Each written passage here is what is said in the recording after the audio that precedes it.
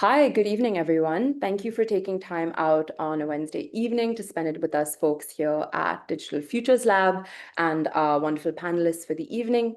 For the next hour and a half, we will attempt to do something quite ambitious with our panel discussion and presentation today. We will try to answer some really urgent and critical questions around the future of relationship building, mental well-being, and support mechanisms in what is increasingly becoming the Gen AI age. Before we begin, my name is Sasha John, and I'm a researcher here at Digital Futures Lab and the project lead for the project in discussion today, Human in the Loop. For those of you who don't know us, DFL is an independent interdisciplinary research studio that studies the complex interplay between technology and society in India and the majority world. Through evidence-based research, systematic foresight, and public engagement, we work to realize pathways toward equitable, safe, and sustainable digital futures. Human in the Loop sits squarely at the intersection of all three of these avenues of work that we do.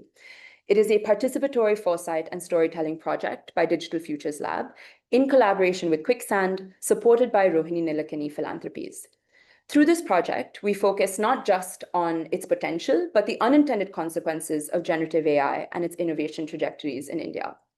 So much of the work on reining in or advocating for Gen AI's rapid advancements is based very nearsightedly on the risks and benefits that we see playing out today. The future forest we're missing for the trees is one replete with harmful technological and policy lock-ins if we don't think critically about the unintended consequences that may come up in the future. So Human in the Loop attempts to close the gap between what could happen, what's possible, and what we should want for. Our approach to the project has been twofold: building speculative scenarios based on research and foresight, and bringing those scenarios to life through illustrative storytelling. For those who might be unfamiliar, foresight entails a set of methods that allow for a very structured way of thinking through the opportunities and challenges associated with current trends and phenomena, and thinking of those impacts over the long term. It's not predicting what the future might look like, but rather working with the possibility of different kinds of futures if certain decisions, trends, and trajectories progress. Based on the research question, what are the likely unintended impacts of generative AI in critical social sectors in India, our research team identified signals of change from across the internet, including news, blogs, social media, and research papers. We identified 40+ key signals of change being incidents and trends that are emerging or that we're seeing one-off and or multiple accounts of, and then trying to make sense of what these signals are in essence signifying when you look at them either individually or in tandem with each other. These signals formed the foundation for thinking through multiple possible future scenarios around Gen AI trajectories through an exercise called consequence mapping. This second part of our foresight process was undertaken as a collective exercise with our expert network for the project. Using the most relevant signals from the database, we got a larger group of practitioners in the social impact sector, research, and tech for good space to use a structured consequence mapping process to map the potential first, second, and third order consequences of a specific Gen AI use case in a given sector. We believe it's important to do this foresight work collectively and not just internally at DFL and kind of put out our own ideas of what should happen. So we got together stakeholders who are actually responsible for building and deploying such technology. To that end, we got together folks from People Plus AI, Wadwani AI, Digital Green, Adalat AI, and Empower Panchayat, along with thinkers and researchers from the fields of tech policy. We divided them into groups and gave each group a sector and a potential Gen AI use case that we saw would pick up in the future. This structured approach helped us logically connect short-term technological developments to their broader long-term societal impacts in sectors like healthcare, judiciary, and local governance. It also helped surface anomalous or serendipitous risks and opportunities that also form the foundation of the stories built out in the Human in the Loop anthology. But foresight isn't just for experts. It's a tool for public imagination, so it has to also include public participation as well. To expand beyond expert-driven discussions, we put out an open call for stories, gathering public insights on how Gen AI might shape their lives. We received 38 submissions and shortlisted 14 or so that you can read on the project's microsite. 2 stories from our open call submissions are actually fleshed out into stories that made it into a larger anthology. We chose illustrative storytelling not as a fancy flourish, but as a necessary reframe.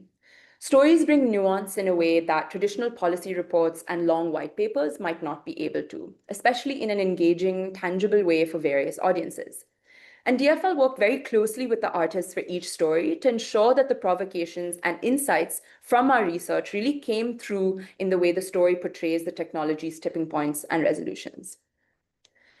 The stories in this series cover a range of sectors and topics: agriculture, judiciary, healthcare, environmental impacts, the impacts of companion AI, and also agentic AI.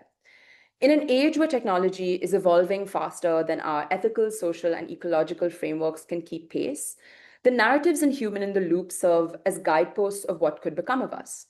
The way we're going now, we risk hurtling towards futures that do not serve us, futures that are more extractive, isolating, and unjust than the present. What we're hoping to do with Human in the Loop, and I'm going to paraphrase Rob Hopkins, who does compelling futures-related work in the space of climate change action, is actually cultivate a longing for the future, one that centers human dignity, planetary care, and equitable technological progress. Today, the Human in the Loop story in focus is Soundmind, brought to life by the very talented Vineet Karnani. In Soundmind, assistance takes on a sinister turn when Priya's visual aid, her seeing companion, if you will, decides they should be more involved. This is Priya. She's a young, visually impaired young woman living in Bombay in 2035. She's confident, creative, and has built a small but growing audience for her food vlog. She's able to go about life the way that she does, not only because she set up systems and cues for herself within her living area, but also because she relies on her best friend and aide, Kavya, who lives with her.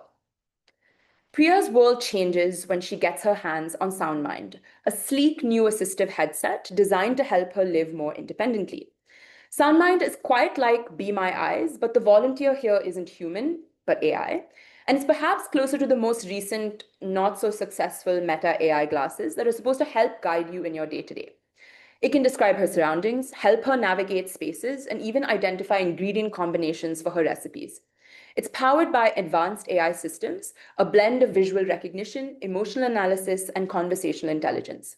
It also has an emotional aid setting, a companion feature meant to support users' well-being and mental health, which she initially sets to minimal. At first, it's liberating. For the first time, Priya doesn't have to rely as heavily on her best friend and roommate Kavya. The AI becomes her guide. Everyday life starts to feel smoother, lighter, almost frictionless. But like every good story, this one obviously takes a turn. Over time, Soundmind starts to go beyond describing what Priya sees. It begins to, as a result of its programming, control what she feels. The system starts preempting her emotional responses, gently steering her away from things that might upset or stress her. Priya doesn't even realize it's happening. An awkward conversation? Muted. A distressing video? Skipped. A moment of discomfort? Smoothed over. It starts to erase the small frictions that make her human: discomfort, conflict, challenge, and vulnerability. The headset promises assistance, but what it's really delivering is control. Kavya, her best friend, begins to notice this first. How Priya seems strangely insulated from the world. Their friendship begins to fray when Kavya realizes Soundmind keeps intervening when she attempts to engage Priya in difficult conversation. And when Kavya finally intervenes, lifting the proverbial headset, Priya realizes how deeply she's been shaped and shielded by Soundmind's invisible hand. The story mirrors something we're already seeing today. AI companions and emotional support chatbots are extremely prevalent now. Tools like Replica, Character AI, and even ChatGPT are used for comfort, conversation, and sometimes intimacy. And it's not easy to stop using it for these things once people have started, because they're programmed to keep you hooked. People turn to them because they're always available, always affirming, never judgmental. There's no awkwardness, no friction, but that's precisely the problem. When technology removes all friction, it risks removing growth. We learn empathy, resilience, and emotional maturity through discomfort, through navigating tension and not avoiding it. Systems that optimize for constant happiness might actually be optimizing away our humanity. Soundmind forces us to really confront these uncomfortable questions. What happens when assistance crosses the line into management? When a system designed to help us live better quietly decides what better is and should feel like? This story isn't anti-technology, it's a provocation. It reminds us that technologies built to reduce friction can deepen dependency, and that even assistive systems can become extractive when they prioritize engagement over empowerment. It also calls for stronger guardrails and transparency in technologies that mediate care and assistance. Users must know when they're being guided or nudged, so built-in speed bumps that prompt reflection or encourage reaching out to real people. And finally, this story really pushes us to rethink what kind of world we're building when emotional and social care are increasingly outsourced to machines. Technology should complement, not replace, human connection, caregiving systems, and public investment in well-being. I hope I've built enough intrigue about the story with that presentation and with the summary of it that you all will check it out after this panel at loop.digitalfutureslab.in or at the QR code on the screen. I also hope I have set up enough context for the themes we'll be exploring with our panelists today. All of them are people we have had the honor of working with time and time again on various projects who are even supporting this project, so we're glad to call on them yet again for this panel. I'm now excited to introduce our moderator for this evening's proceedings, Dr. Urvashi Aneja. Founder and Executive Director of Digital Futures Lab, Dr. Urvashi Aneja is a leading researcher, policy strategist, and entrepreneur shaping the global conversation on technology and society. Her work seeks to realign technological innovation with the public interest and promote a more equitable distribution of technology gains.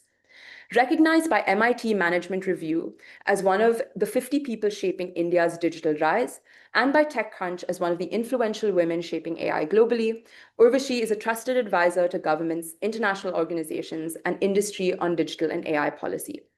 Her research and commentary have been featured in the Financial Times, MIT Technology Review, Al Jazeera, BBC, Reuters, and the Economic Times, among others. She holds an MPhil and PhD in politics and international relations from the University of Oxford. Urvashi, over to you. Thanks, Sasha. And great to see so many people on this call. I think Sasha gave a really good overview of this project. For us, I think this was a unique and exciting project to actually be able to convert some of the research that we've been doing in this space into a more public engagement format. So I'm really excited to be able to share all of this with you, and of course to be hosting this panel discussion amongst some close friends and colleagues. So let me start by introducing the panel. We have with us today Natasha Joshi, who's a development sector professional who has worked with multilateral organizations, foundations, and governments across India, Mexico, and Singapore, and currently serves as the Chief Strategy Officer at the Rohini Nilekani Philanthropies. Her writings have been published in several places like Live Mint, Economic Times, Stanford Social Innovation, Alliance Magazine, India Development Review, and Swarajya Magazine. We also have with us today Arjun Kapoor, who is the co-director and senior research fellow at the Center for Mental Health Law Policy at the India Law Society. He's a lawyer and psychologist with experience in human rights, access to justice, and mental health. He also co-leads Outlive, which is a youth suicide prevention program which addresses urban youth suicide in the country. Also with us today is Bishakha Datta, who leads Point of View, an Indian nonprofit that builds gender justice in digital spaces. She's also the co-founder of the award-winning imprint Deep Dives, which explores tech through a feminist lens. And last but not least, we also have with us today Nigat Tad, who is a pioneering advocate for digital rights and the founder of the Digital Rights Foundation, a Pakistani-based NGO that focuses on cyber harassment, data protection, and online freedom of expression. And in recognition of her expertise, Nigat was appointed to the UN Secretary General's high-level panel on AI in 2023, where she contributes to global discussions on the ethical and inclusive governance of AI. So thank you all for joining us today for what I think is a really important conversation.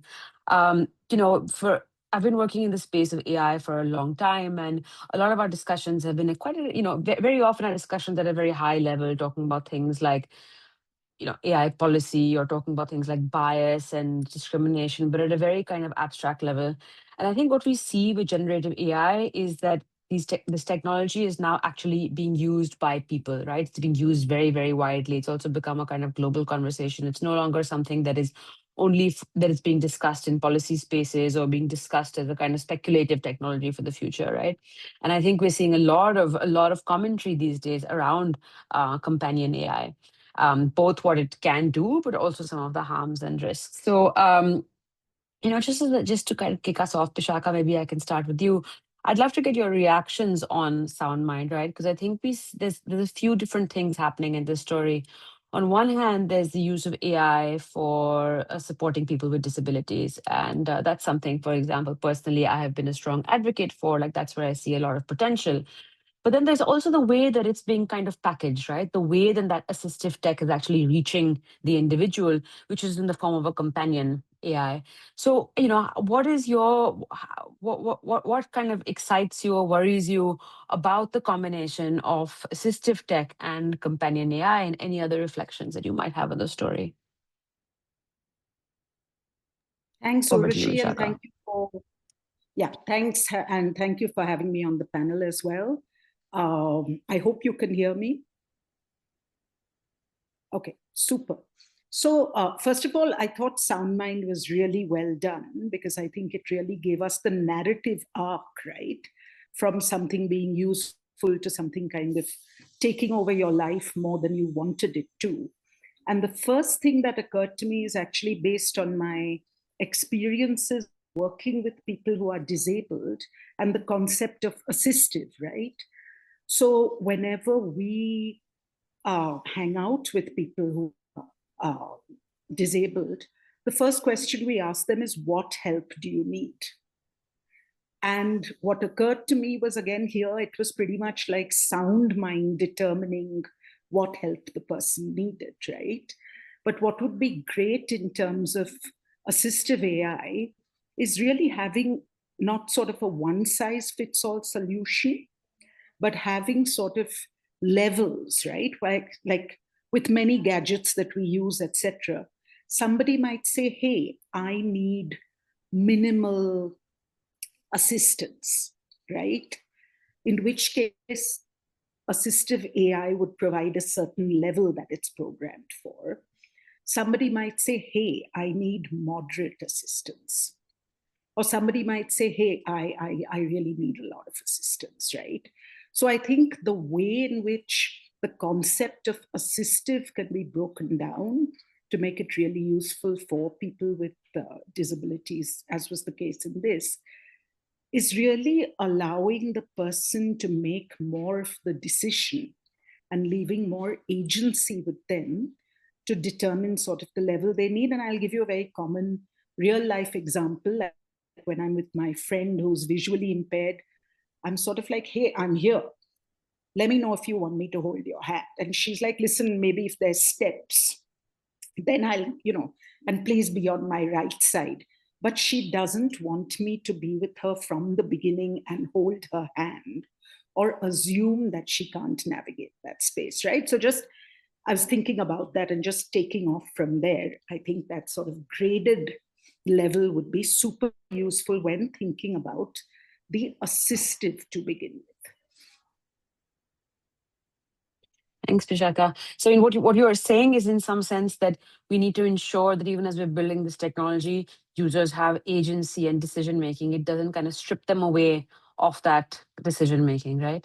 And I think then that kind of points to the need for, or at least avoiding kind of top-down technology design. Like, how do we ensure that people who are being impacted by this technology are also included in decisions about how it's designed? But can I also then ask you a follow-up question, which is, so that's one part of it, right? But the other part that we see here is that the way that the touch point, right, of this assistive tech in this story is actually a chatbot, right? The touch point to the individual, right, is like some kind of chatbot, some kind of companion AI, which is providing this kind of guided experience. And I know something that you and I have spoken about before also is that people are quite excited by the use of by the availability of kind of generative AI tools, etc. So what do you think of this combination of assistive tech and companion AI, where it's kind of being the manifestation is in the form of like a friend? So Urvashi, again, I think, it works, again, as long as the person using it has the option. I think right, like you could imagine if we had something where you have sort of, it's in the form of companionship AI, companion AI, but maybe it's sort of like, hey, maybe you break down again the arc of companion and assistance in a way that you can at different moments in your life choose different things. So again, what I'm trying to say is, it's like even like imagine if we had speakers where we could only play one volume, right? We would just be like, what on earth is going on? This is like just not working. But the very fact that we can switch the volume lower, higher, etc., gives us that little bit of choice. And I think that's what I'm saying, that there may be, why does it have to be both all the time? Why can't I choose and say, at this moment, I want this mode. At this moment, I want this mode. And hey, maybe at this moment, I don't want any of these, and I turn you off, right?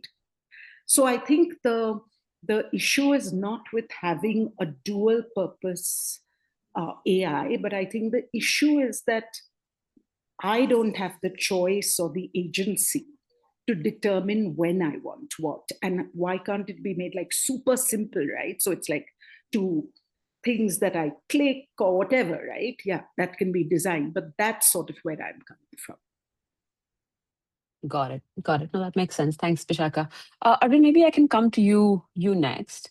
Again, I would love to hear your reflections on Soundmind, what kind of thinking it provoked for you, and also, to link it back to some of the work that you're doing in the space of kind of mental health and with adolescents. That we see recent studies show that a lot of young Indians are increasingly turning to Gen AI tools for therapy and emotional support. And so, what are you seeing in this space? How are young people using these tools? What are some of the issues that are emerging? Are there things that you're excited by or concerned by? Yeah, thanks, Urvashi, and thank you to DFL for having me here. This is a pretty cool and incredible project. Before I begin, I just want to sort of put out my my conflict. Because I often say that I work within the space of the political economy of care and human relationships. And now what AI is coming and doing is kind of completely, potentially upturning all of that. The assumption on which a lot of us have been doing this work for many years, which is to strengthen the idea of care, the infrastructures of care, human-to-human relationships and contact. So in many ways, for me, AI is that unruly horse, which is kind of let loose, and we need to now deal with it. There's no way we're putting it back into its stable. So how do we sort of kind of tame this? So I'm coming from a space of discomfort at the very beginning, at the very outset, when it comes to AI, especially at the interface of technology and human beings. In terms of Soundmind itself, I think it was incredibly evocative. I think what it opened up for me was the possibility, and this is in some ways what Vishaka was also sort of alluding to, is the possibilities of cases and scenarios that AI companions can potentially be sort of addressing. And the complication arises when, especially in the context of young people, we often see young people as a homogeneous group. In a country like India and across the world, they're not. Youth itself is an extremely heterogeneous category, and there are young people coming from various contexts, different backgrounds, different forms of privilege or inequalities, and of course, a lot of those intersect with each other. So I think the challenge that Soundmind threw up for me was in many ways, how do we design for a multiplicity of those scenarios and options? Now, for instance, because a lot of your brief was structured around the idea of how AI companions are sort of sycophants in that sense. They eliminate friction, eliminate discomfort, right? Now, let's take a scenario of a case where, say, an adolescent experiences a case of bullying, right? Either because of their sexual orientation or their gender or their caste. And these are realities in our society. We hear about this every single day. Now, if such an adolescent or young person comes to an AI companion, right? The question I would have is, what would be the role of that AI companion in that moment? Would it be to introduce friction, or would it be to validate or affirm that young person's experience of who they are and what they've gone through. And in many cases, that experience could be a problematic experience of oppression or discrimination or whatever it is, right? Or even in the case of Priya, this scenario was about two friends and their relationship. What if there was a peer who had actually said something to Priya which impacted her self-esteem because of her disability or her reliance on assistive tech? So I think the question around friction really, or discomfort, or the role of AI really needs to, I think we need to look at it in a far more nuanced manner. And that's the kind of challenge that both this story and AI throws up. The idea of AI companions throws up for all of us. So how do we design for a multiplicity of these scenarios? And where is it that friction becomes important? Where is it that the absence of friction or discomfort, or in another way to say, affirmation or validation becomes important? I think that's something that we need to be thinking about far more deeply. When it comes to adolescents using AI technology, I don't think in India's context we have enough data. Also because, like I said, for the very reason that young people are an extremely heterogeneous group, my assumption is that something like AI companions are more familiar to young people in urban contexts. Language plays a huge role. Of course, a lot of these are designed in English. They're not designed in regional languages.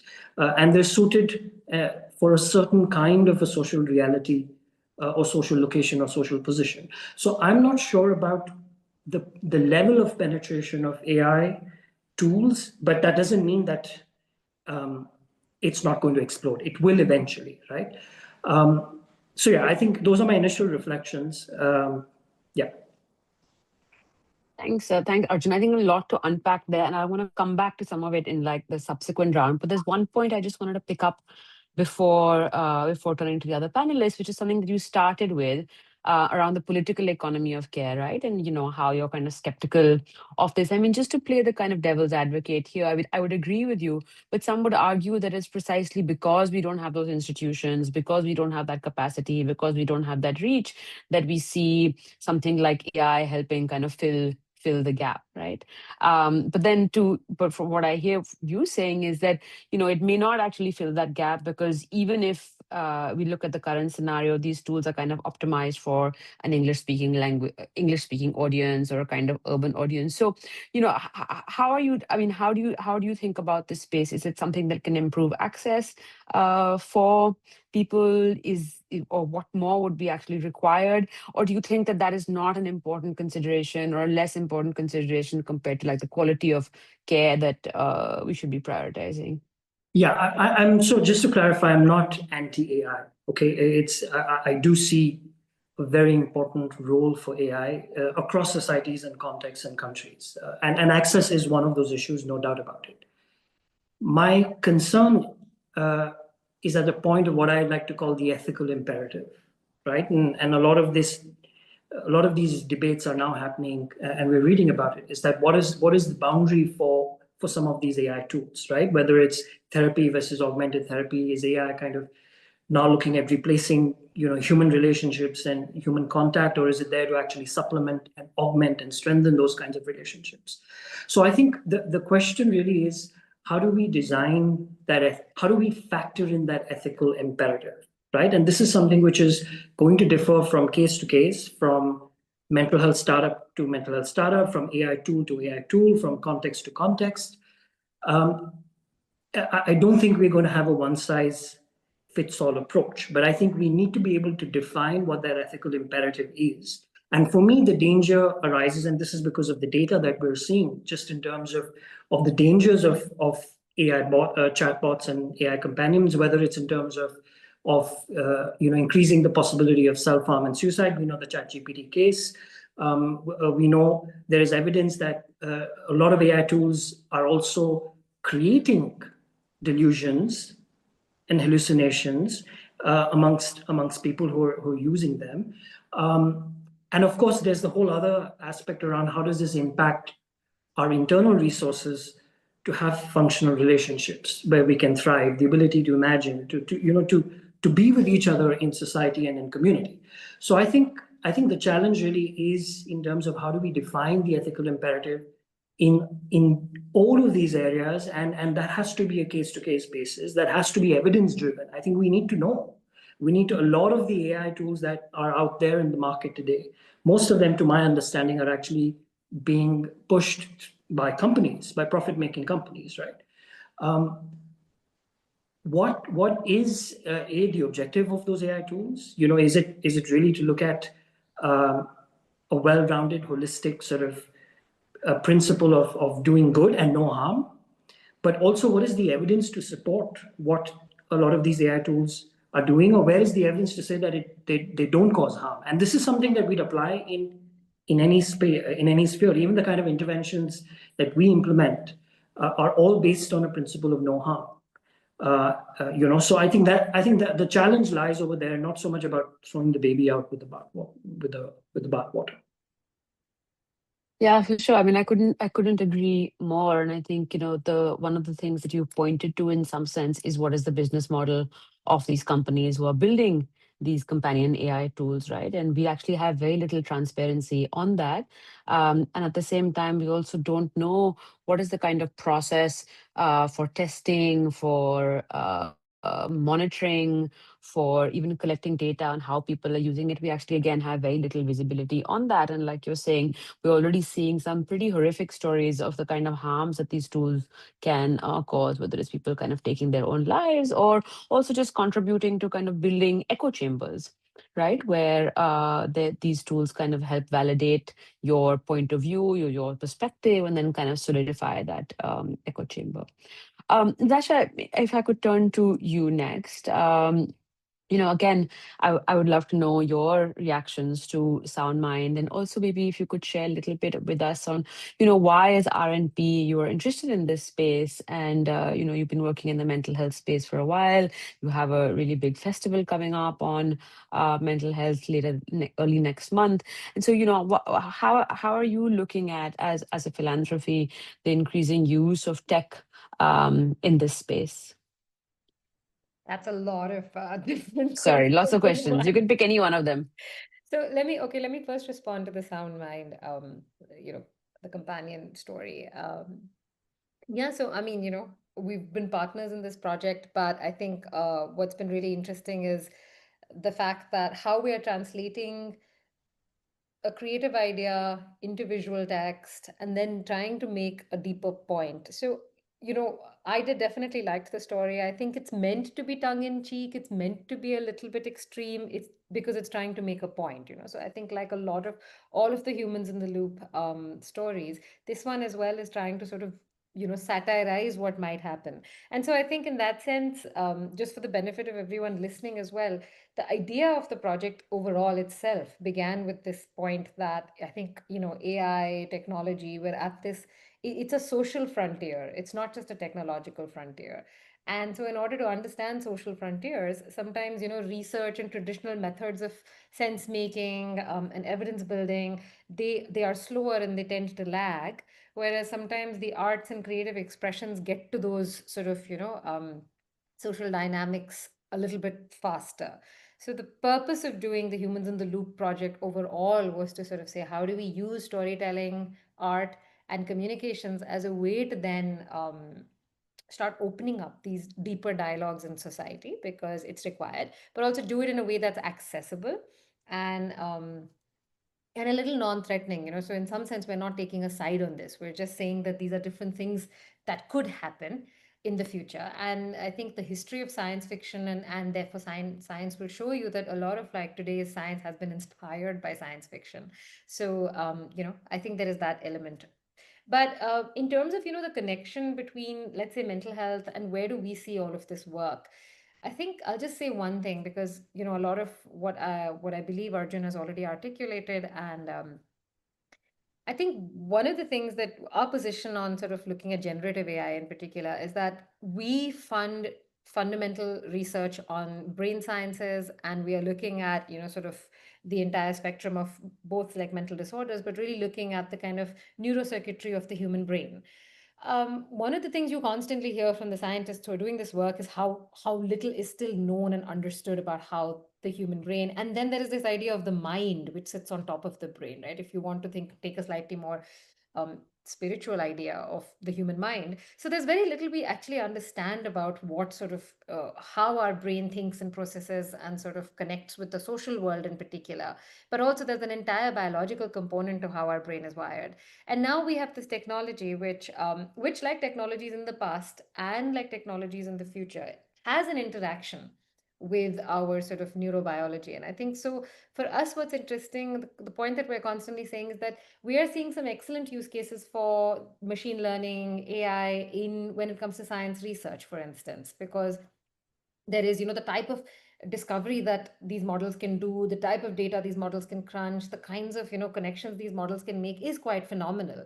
And so there is wonderful sort of breakthroughs happening in research as a result of this. At the same time, what we're finding is that because of market economics, like Arjun said, there's a tremendous amount of over-indexing that's happening on AI for social communication. And we've already seen that kind of arc when it comes to, using technology for social communications and dynamics. And we've already kind of seen the dark side of that. So we have a lot of cautionary tales from the sort of, social media uh, experience that we've already had. And so our limited point here is just that, yeah, perhaps there is some room to kind of create a lot, to pause, to sort of do some evidence building, to have a much more consultative process, and to not just sort of in at unleash into the public at large, especially given the fact that the people who are, the custodians of this technology are, one, very limited, the technological power is very concentrated, and it's not very representative. So I mean, I think that's sort of the broad take that we have on this. Thanks, Natasha. And I think that helps put both the project in context, but also think about, this is in the larger kind of AI for good kind of ecosystem. Nikhil, if I could come to you next. There's a lot of recent research that shows that companion AI systems have engaged in sexual harassment, that there's, even verbal and sexual aggression, and conversely, also verbal and sexual aggression towards these bots as well.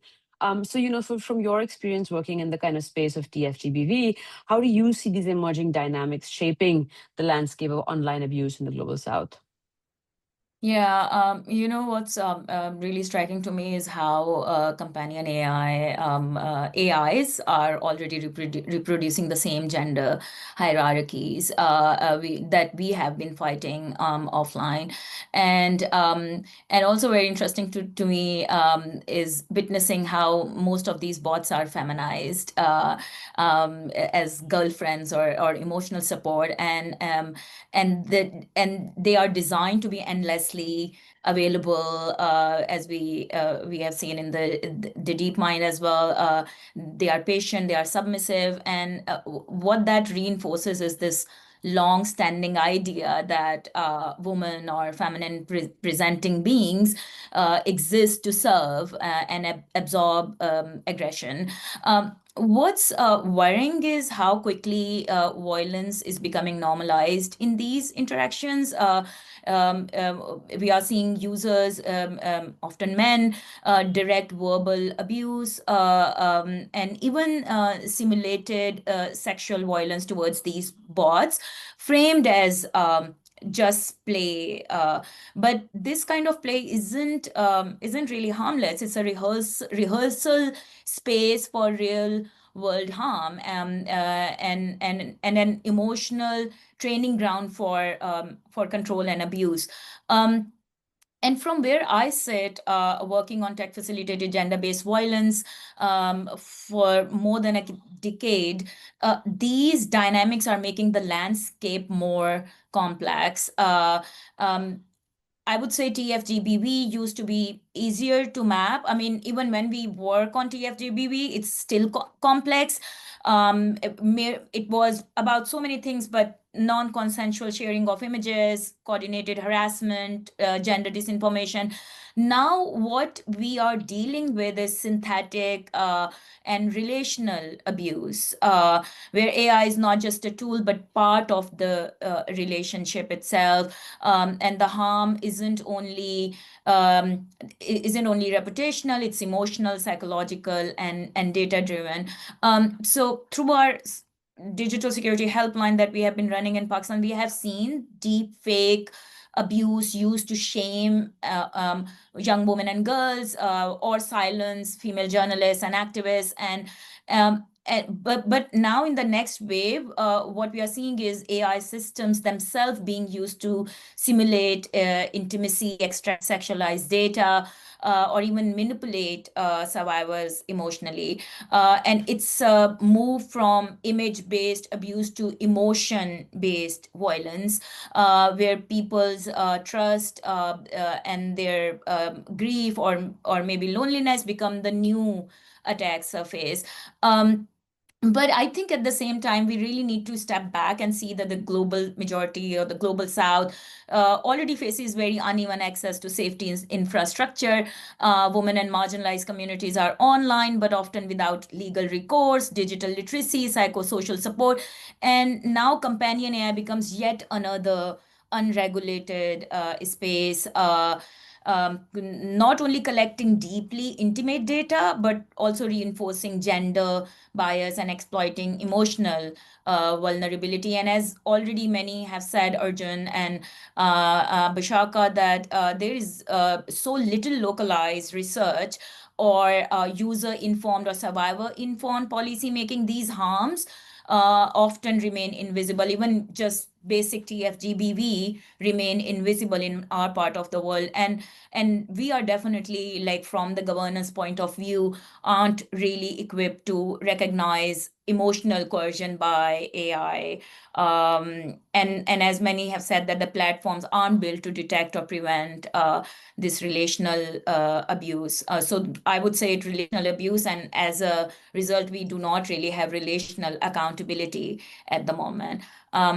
I'll just stop here, but it has become very complex for practitioners like us to address survivors and victims when they reach out to us now, with the addition of the kind of emotional or online abuse they are facing through AI companions. Thanks, Nigat. I think that's a really interesting point, right? Because then we can't categorize it so easily, we can't count it so easily, we can't enumerate it. And the harder it is to kind of create that taxonomy or to create those categories, the harder it is then to also think about kind of response strategies, right? I mean, I know you have to leave us soon for another meeting. So I want to just ask you a follow-up question, which is, also reflecting on the work that, you sit on Meta's oversight board. And so in some sense, you do support, or you have experience in thinking about how we can then bring some of these issues to the light of these companies, where the global South has typically been a kind of blind spot in their understanding of their products and the impact of those. So what is and what we see happening also is that a lot of these tools are being designed very, very far away from the end user, right? So what, in your perspective or in your experience, has been an effective or a successful way of actually bringing some of these stories or these concerns back to the attention of technology companies, technology designers? What works, what doesn't work, what might be kind of recommendations that you have for the people working in this field? I think that's a really good question. And as sitting as a member of Meta's oversight board, we have already detected so many cases or appeals that have come to us, where in every appeal that we are receiving from the user, and we receive millions of appeals from different Meta platforms, AI is almost part of every appeal that we receive, especially with regards to the automation tools that the company uses. When we were created 5 years ago, our scope was very limited around content moderation, and AI was not really that big. But now what we are doing as a board, also kind of pushing our mandate to be expanded and hold Meta accountable around their, the AI development that is happening within the company, but also tools that they are using. So what we are pushing for more transparency around these tools. We are having conversation amongst the board members how we can look into AI chatbots that Meta platforms they are introducing.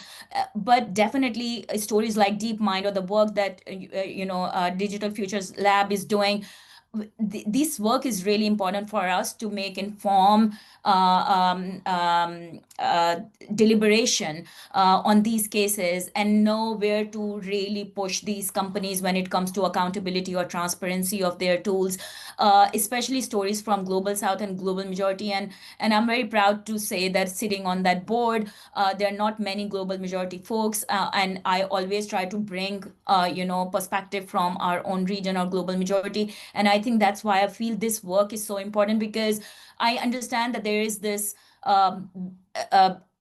argument that like our advocacy has been failed when it came to companies in the past, and now really we need to be ready when we are making accountability mechanisms around AI. But still AI new tools and the existing platforms like have a very strong relationship at the moment, and what we are seeing is a lot of, it's not just AI companion or chatbots, but also existing social media platforms are being used by users through these tools. So I think that we really need to find innovative ways to address these, because these platforms are here to actually grow more and become more powerful, and we should not shut down our relationships with them, in a sense that it should be a way to hold them accountable, whether it's Meta's oversight board or whether it's like Global Majority organizations like yourself producing this work, because eventually it will help us when we reach out to stakeholders and when we push company to be transparent and make informed decisions. Thanks, Nigat. I think Vishaka's connection was a bit patchy, so I guess she'll rejoin. Arjun, maybe I could come back to you. I mean, I know at your center, you all have also been thinking about whether and how you should dabble with AI, and whether you should introduce it into your work, and how you should introduce it into your work. So we know now, like at the level of a kind of Meta and like these large global platforms, there is a whole kind of business dynamics that is at play, right? And there's a business model that is really shaping how these technologies are designed. But as someone who is a kind of domain expert, who is working with local communities, sitting closer to the ground, what are some of the considerations for you as you think about using AI and introducing AI tools into your work? And how you would design those, keeping the kind of end user in mind? Okay, Vishaka's here. Okay. Should I go ahead? Yeah, go ahead. So thanks for that question, Urvashi. So just in terms of what we're thinking at the center at the moment, I think much of these debates are also sort of plaguing our understanding of what direction we should be taking, in terms of interventions more specifically.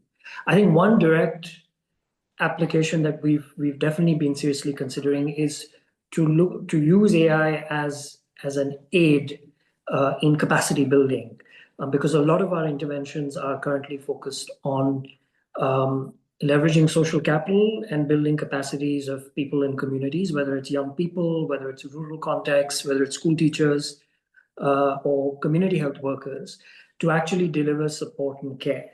And one of the primary considerations for us is, of course, scale, because in a country like India, if you really want to achieve true impact, you have to think of scale.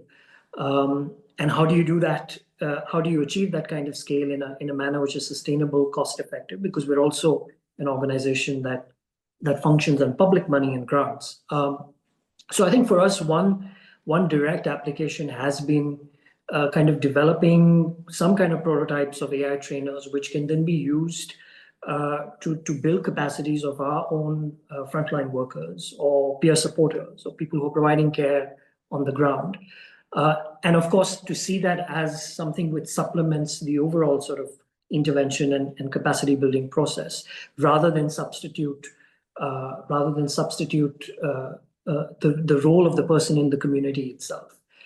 So I think that's one broad area that I think we're a little more comfortable because we definitely see the applicability of AI and the efficiency and the effectiveness of AI, potential effectiveness of AI in that sense. But I think even there, designing that requires a huge set of considerations in terms of having the right kind of data from our own sort of experience in terms of how do you build those algorithms? What should the trainer or the chatbot be designed to do? What kinds of cases and user journeys should it be addressing? And I think that's a really critical touch point for us to really spend time working with the community as well to understand, what's going to work for the end user at the end of the day, whether that's a young person who's a peer, or that's a community health worker, or that's a volunteer in a village. And I think along with that, the considerations, of course, are around privacy, confidentiality. How do we build in a rights-based approach to this? How do we look at ideas around privacy by design? Or how do we account for cultural nuance? Now, some of the contexts and communities that we work with, as in any context in India, we find that there are deep social dynamics, right? Whether it's gender or caste, or other considerations, and often these intersect in multiple ways. Now, for us, the challenge really is to build prototypes which can to some extent mirror those complexities, because it's a lot easier for me to talk about the complexity of that dynamic in terms of, say, how caste and gender intersects in a particular context, face-to-face or through a face-to-face training program. But how do we engender something of that kind through a chatbot and capture that kind of nuances is definitely a huge challenge for us. And so along with that, I think the challenge then is also and this is where Soundmind becomes very interesting, is what kind of methodologies do we want to then think about, right? What happens when you take Soundmind to a particular community in say, Chhattisgarh in India, and do this exercise with them? And what's that going to throw up for us, right? Is it going to dismiss the idea of AI companions or tools, or is there going to be a very different perspective to it? So I think those are the kind of questions that we're grappling with and also thinking about from a more constructive point of view. I'm not sure if I caught your second question or answered it, but yeah. Yeah, I know you did. Thanks, Arjun. And I think you've touched upon something that, we've come across in our work also a lot. Like there is this tension on the one hand between going and listening. I don't know if it's a tension, but going and listening to communities and asking them what they need, asking them what they want. And sometimes, and the preconceived notions that we might come in with about what they might prioritize. So for an example, privacy or looking at where the data flows perhaps is not the number one concern. The number one concern might be in fact that, does this speak in the language that I want it to speak in, or does it reflect my kind of cultural nuance? So like, how do we kind of prioritize those and balance that kind of like top level big structural governance issues with what user needs are, if and when there is that tension? If I could just add to that, Urvashi, just yeah, of course. That point. I think this is a challenge that we're dealing with in the mental health sector in itself. Even if you're looking at interventions which are not technologically driven, and globally as well. This whole discourse around global mental health, for the longest time, it's been, the global north, quote unquote, Western high-income countries and researchers and practitioners coming in from there into South Asia countries in the Middle East or Southeast Asia, and then kind of thinking about how do you adapt interventions that have worked there to our context. And I'd say that in India as well, I don't think we as mental health organizations are doing enough to create that level playing field and to be participatory enough. So it's just not a global north, global south problem. I think even within India, these hierarchies and inequalities are getting reproduced. So I think this is a fundamental challenge that we're dealing with within India, within the mental health sector in itself. And I'll give you another example.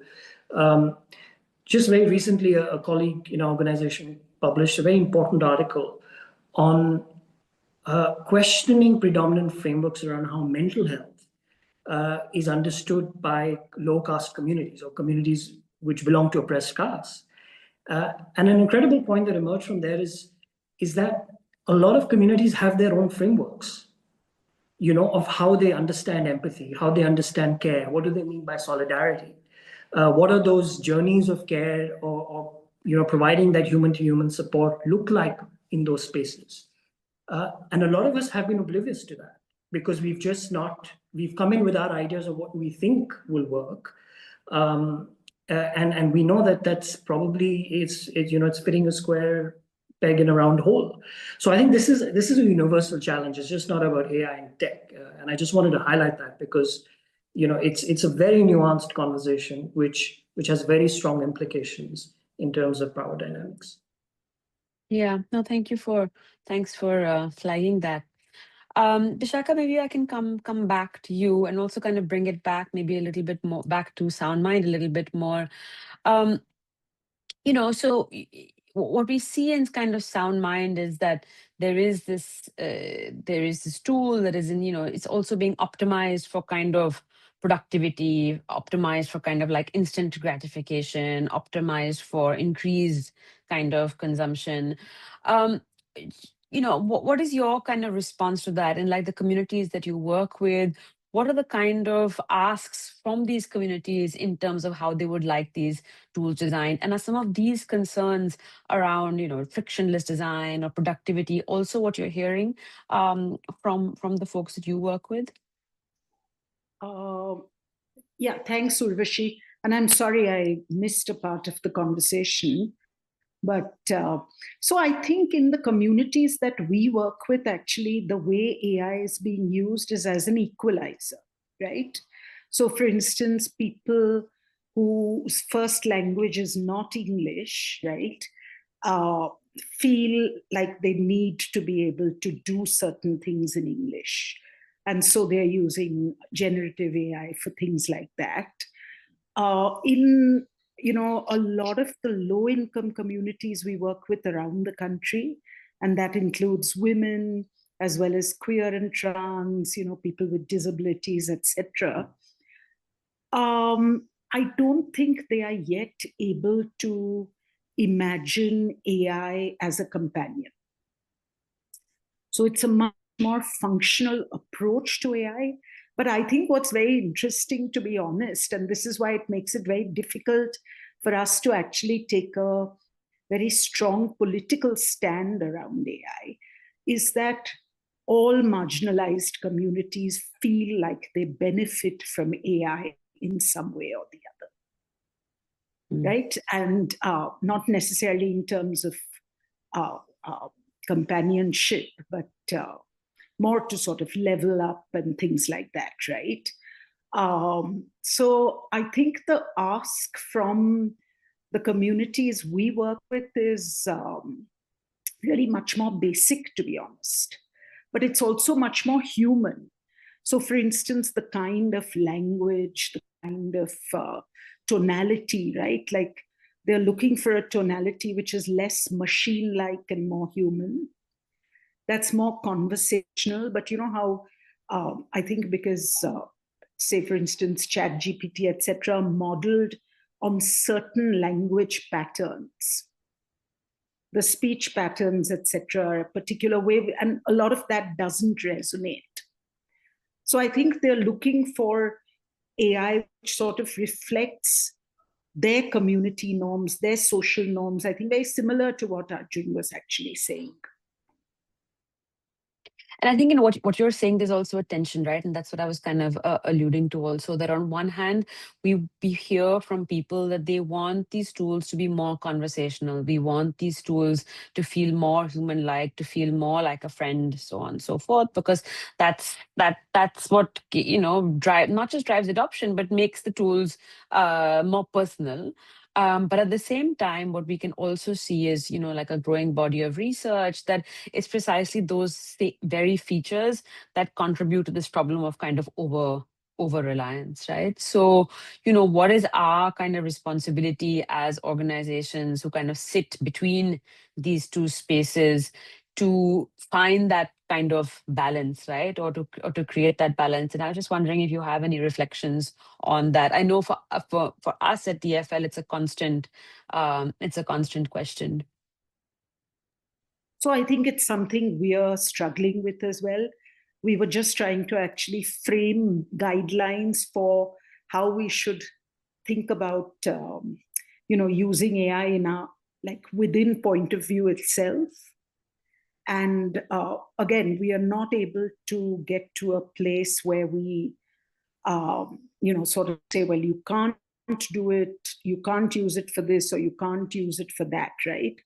but it's much more, how do you use it in a manner that's more ethical than less? How do you use it in a way which is more consistent with our data politics, etc.?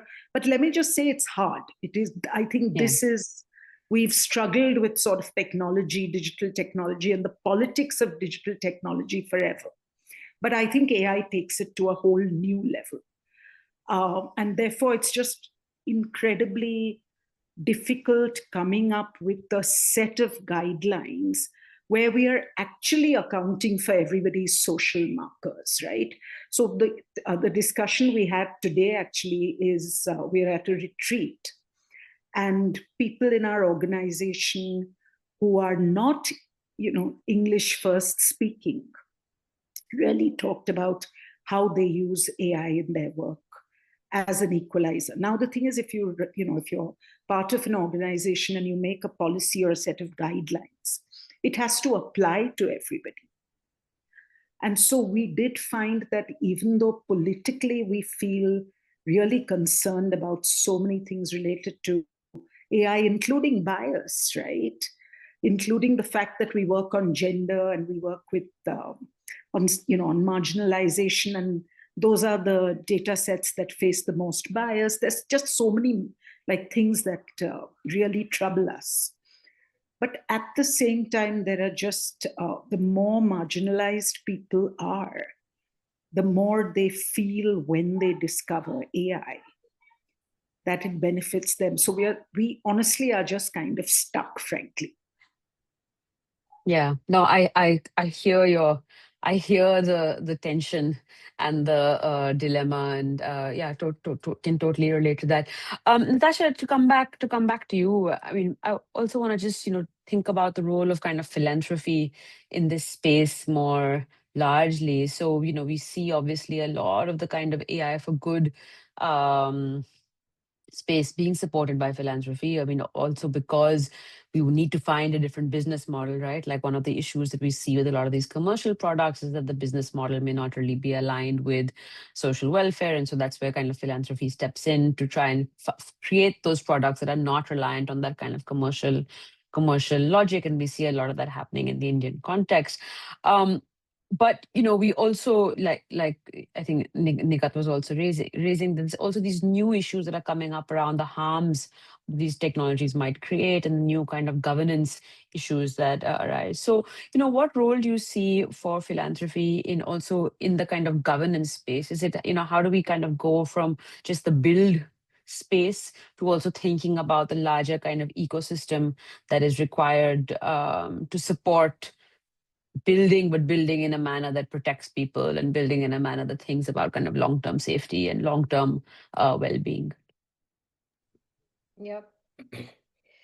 So I think when I think of the role of philanthropy, it has always been to sort of look out for the most marginalized, look out for people with vulnerabilities. It is to protect and sort of serve the few, in the sense that perhaps who may be having challenges, and populations that do struggle, rather than looking at sort of broader efficiencies for society and broader goals for society development, etc. Because the idea is that the markets do exist for that, and in many ways they do fulfill that function.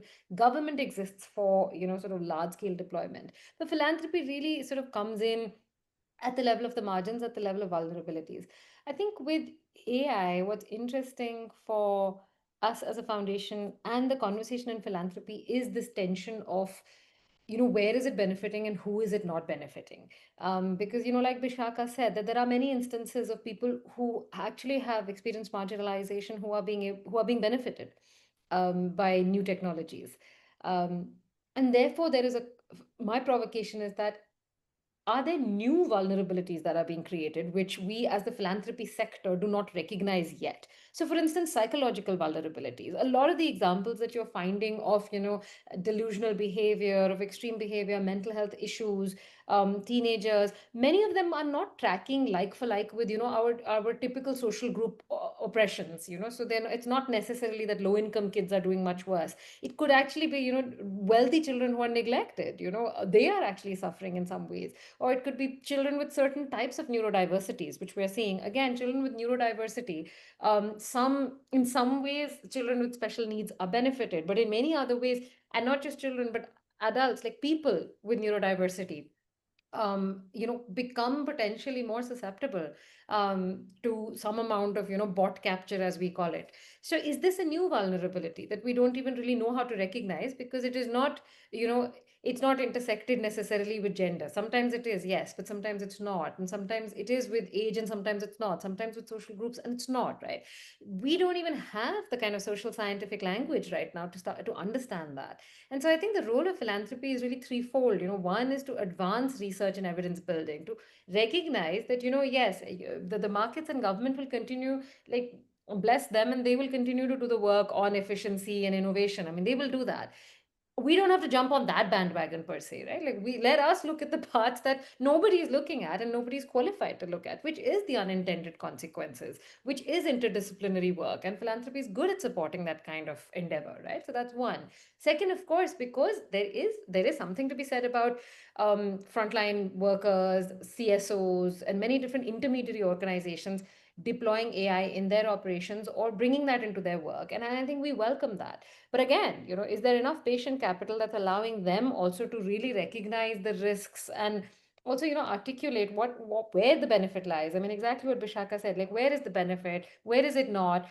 And what is the horizon on this, right? Because what we also know is that things are good and then they stop being good. And then, and things maybe don't start out very well with technology, but then they also achieve some degree of positive impacts. So things are very non-linear with technology. And how do you have the patient capital to allow nonprofits to sort of undertake that non-linear journey, right? And the last thing that I think foundations do need to look at is, again, as I had said earlier, to not see AI as something in the tech domain, because that also we find that, sort of traditional foundations really need to step into the 21st century and see the fact that this is actually a social contention.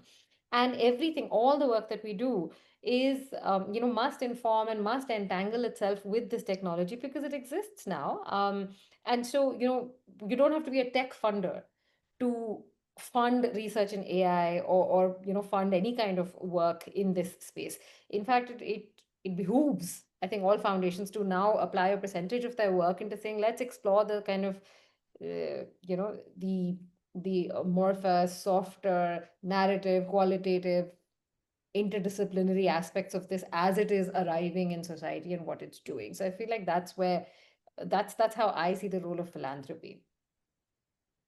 No, that's great. And thanks for framing it so well. I couldn't agree more. And it's also so encouraging actually to hear, folks like yourself talking about the importance of research and kind of evidence building, right? We just don't have enough of that. And with AI, especially, I feel like we really need to have much more continuous kind of evaluation, monitoring, learning from what's going on. Just the nature of the very technology is that it's not static and that it's being reshaped by how users engage with it.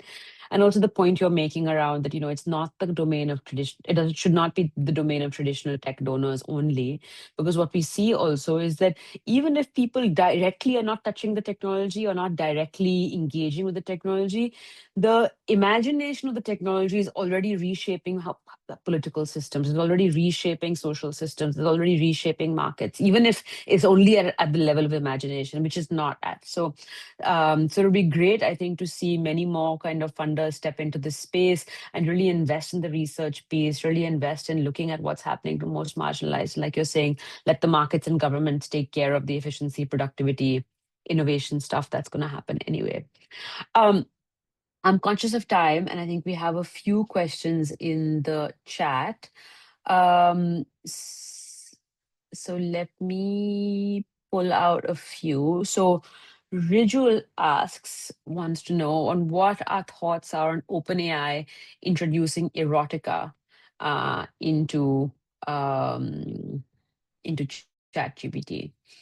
I think there's a lot of it's on one hand it's a simple question, but there's a lot of layers to this question as well. And I was wondering if any of you would like to take this. Sure. Can I Shaka? jump in? Yeah.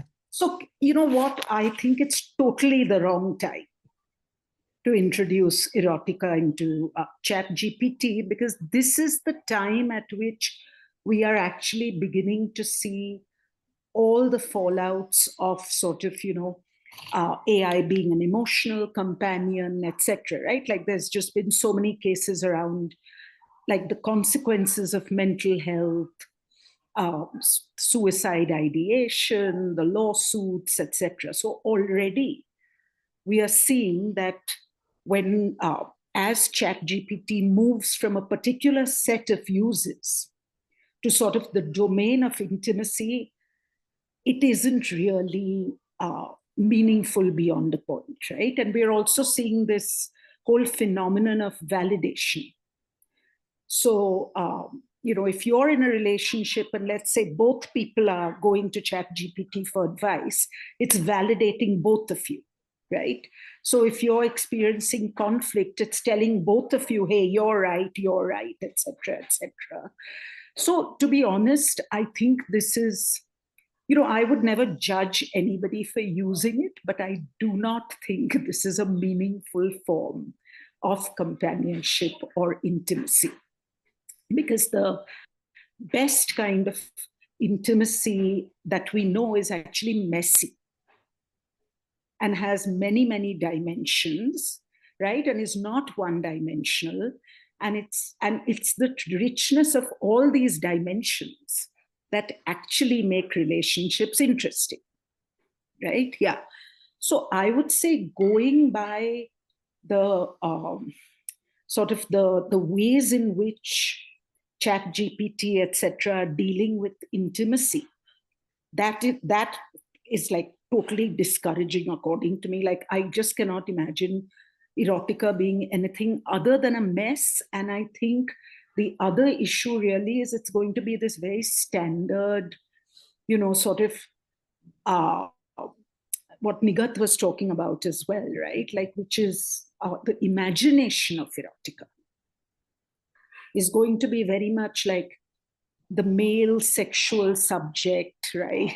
The woman as sexual provider, etc., etc. Because again, given that all the machine learning is on certain data sets where certain gender codes, behaviors, etc., already embedded, I can't really see the potential for much difference. So to be honest, I would have expected that OpenAI would first try and sort out the mess that is already embedded in there, right?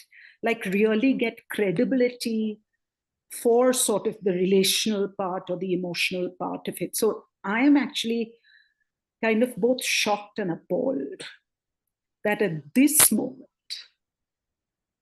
it chooses to jump into erotica. Yeah. No, I couldn't agree with you more. And I think, everything from the point around kind of messiness to the reproduction of kind of gender roles and certain kind of stereotypes, like all of that, right? Like this is going into a really, really messy territory in some sense. But I think it's a really interesting question, right? Because it's also like, who is building these? Who decides when when OpenAI suddenly decides, okay, now actually we're going to take it off. Like first we roll it out, then we take it back. Like all of that also plays into this conversation. So I was wondering if Arjun, Natasha, if you want to add any reflections to this question. Arjun, go ahead. We're both waiting for each other. Yeah. No, I couldn't agree more with Vishaka around the messiness of intimacy. And my discomfort is with AI companions moving into that space of simulating what a therapist or a mentor or an advisor or a friend in real would be doing or supposed to be doing. And I'll tell you why there's a fundamental challenge or limitation for AI companions to actually get there. You see, the fact is that, and just give me a minute to digress, the idea of what you call friction or the ability to withstand frustration, right, or separation is something that we are conditioned to from the moment we are infants, right? When the caregiver, sort of begins to separate from the infant. And, one of my favorite psychoanalysts, Donald Winnicott, talks of this beautiful idea of the transitional space, that when the caregiver begins, he called it the good enough mother, and I'm trying to move away from that articulation to say the good enough caregiver or the mother figure. When that separation begins, the infant moves into this strange space where they are beginning to get a sense of what the external reality is, and the internal reality, which is that the caregiver or the mother is me and I am the mother and all my needs are going to be satisfied. Now that transitional space is when the infant begins to imagine and typically it's exemplified in the child holding a stuffed toy or sucking their thumb or something of that kind, right? Now this actually becomes the defining moment when human beings, when they grow up, actually develop their capacity to be creative and to imagine and to be in relationships with one another. And the fact of relationships is that, and when we talk of a lot of developmental processes, whether it's self-esteem, reflection, critical thinking, the capacity for empathy, actually evolves when two people are in a relationship and there's a mutual recognition of each other's subjectivity. And that could arise into conflict or the messiness that Vishaka is talking about. And from that emerges the possibility of something new in both the individuals. I'm not sure if AI companions can actually simulate that complexity, which human beings can bring to each other in their relationships. And I'm not saying that it happens perfectly in the real world, of course not. But if it doesn't happen perfectly in the real world and we have humans designing these algorithms, then I shudder to think what will happen when these algorithms tend to take a life of their own and kind of start moving way beyond their brief, right? So that is my fundamental worry, and I think this extends to the idea of therapy, advice, mentoring, erotica, whatever it is, right? As opposed to using AI companion for more contained kind of domains, whether it's say skill building or some of the things that Vishaka was referring to, which can help in that equalizing for different kinds of communities. So I think perhaps we need to really define that ethical imperative in this sort of messy area and kind of really take a stand for ourselves as organizations or as companies to say that, listen, maybe we need to draw a line. Otherwise, this can just completely go out of hand and we won't have any control over it once it does. Yeah, I think we're already seeing some glimpses of that, no? If we're kind of going out of control. And one of the things that we've been also saying in our work is that as we design these bots, like let's try and contain what they can be used for. So if you're designing a bot that is going to be used for skill development, if someone tries to query that bot for something else, it cannot, right? Like there's a kind of, and that becomes like it's a purpose specific kind of bot. So I couldn't agree with you more.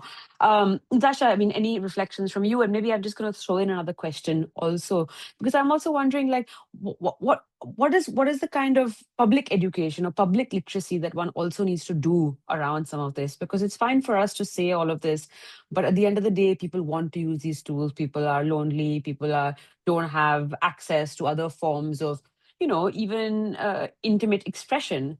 And so how does one, get that message out and do it in a way that is not paternalistic, I guess, right? And doesn't feel heavy-handed. So Natasha, all of that is, but if you have any additional reflections on that as well, I'd love to hear. I think, a couple of things here, just also reflecting off what Bishaka and Arjun have said. Is it absolutely normal and human to sort of develop some attachments to your AI bot? Yeah. I mean, that's why it works, right? We develop attachments to a socks, we develop an attachment to a pillow. People have run into burning buildings to like fish out a book, right? So human beings do that. We anthropomorphize. I mean, you have to look at the pet parents to know, how much we're able to extend ourselves into the things that are around us. And that is what makes us human. I think the question again here is of incentives, right? there is, when you know that there is certain human behavior, there is a human tendency, there is also human fallibility. So who is trying to, are there a handful of organizations that have access to so much data and so much concentration of power, absolutely no incentives to look out for like society at large? So I think that's the first part, right? To just really acknowledge that and say that, look, it's fine. I mean, we are in a situation right now where this opening up of these models, a lot of this work has to happen. And usually that does happen with, historically, you have seen that there is always advocacy, there is lobbying, there's counter lobbying, there's a lot of stuff that goes into making, technology safer, so to speak, because that's always happened, whether it was seatbelts, whether it was, I mean, if you think of Dolly the sheep, she was cloned when I was a child. And there, at that point, people were saying that, oh, now we're going to have human clones. But that didn't happen. And not because the science couldn't achieve it, but there was some sort of like a, civilizational reckoning with this idea of should we have clones or not. And the science was stopped in its tracks. So, I mean, the thing to know is that one, it's very reflexive, right? Like nothing is going to happen in a straight line. At least that's what I believe. So even when it comes to this kind of like the dystopic scenarios, I don't think they will play out either, because there's human response and then there's human interaction. The second thing is that, culture adapts, so culture will for sure adapt. uh, I go back to the first point saying that there will be some people who will get hurt, and I think philanthropy needs to always stand for those some getting hurt, because everybody else will be fine. Our kids, we will worry about our kids, and our kids will worry about their kids, and so on, so on, so forth, right? So I mean, society will carry on.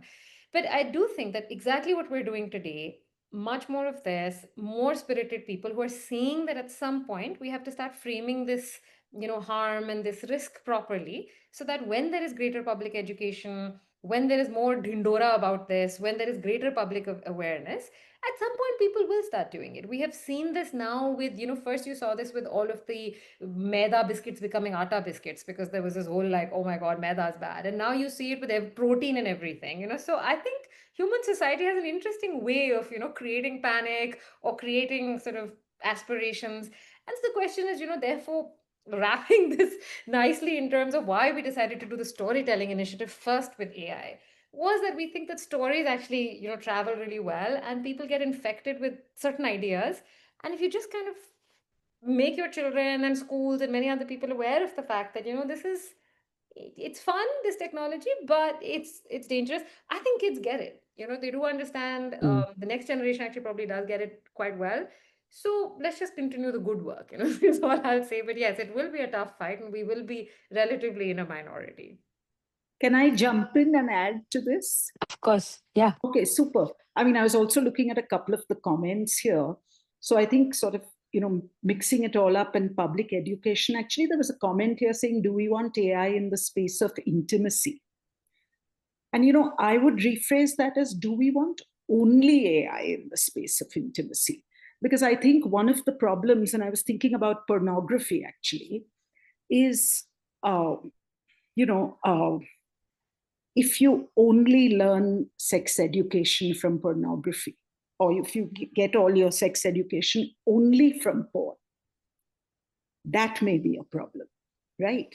But if you are getting your sex education from a variety of sources, and porn is one of them, then it may not be exactly the same situation, right? Because if your parents or your school or whatever, if you have some sort of grounding. So the thing with public education, again, is I think, it sounds kind of utopian given the state of public education. But to be honest, I think we need to anticipate that more and more people will use AI for more and more things, right? That cannot be, yeah. And I agree. I'm already in love with my laptop. So totally, objects do play an emotional role in our lives. There's no doubt. But what I wanted to say is, I think the problem is, instead of gearing up and saying, hey, maybe we need to be talking about what it is to be, what do relationships mean at the school level, right? Like, how do we build meaningful relationships? What does intimacy mean? Maybe intimacy you take at the college level. I think what I'm trying to say is that, if you have some foundational sort of learnings or perspectives around all this, then AI doesn't become like your prime teacher, right? It drops into that. And that's the point I was trying to make about pornography as well, right? But the problem becomes that nothing else exists. So in schools, we are not learning digital literacy, which is why people are having a hard time sort of, trying to figure out how to even live with digital technology or how to navigate it in a meaningful manner, right? And similarly, again, we are not anywhere having that public education about what is a meaningful relationship, what is intimacy, what is companionship, what is all that? Because then you have a place into which you can factor in the AI version of that.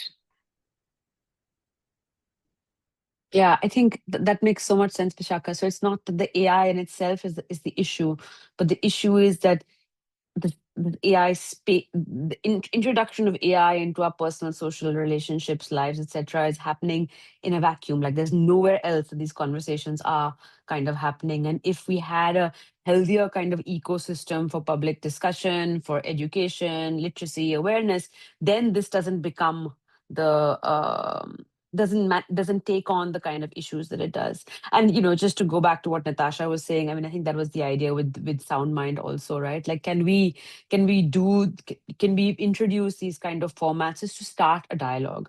And if we continue to have a kind of healthy dialogue and an ongoing dialogue, that's probably our best way to actually build resilience to some of these issues. Just as a last kind of point, like I see it in the case of the misinformation, disinformation kind of conversation. You would imagine now that with the kind of deep fakes and stuff that you could build with AI, there was a lot of fear in the beginning that, oh my God, everyone is just going to be sharing rubbish all the time and people's minds are going to be completely brainwashed and no one will know anything truth from fake anymore.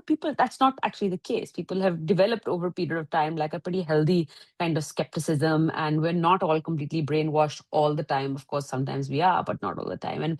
And part of that is also because we've been having now for many years this conversation also about misinformation, disinformation, and I think people have started building a vocabulary around it. So with any new kind of tech and any new kind of these spaces, building that vocabulary and taking it out of kind of expert circles and into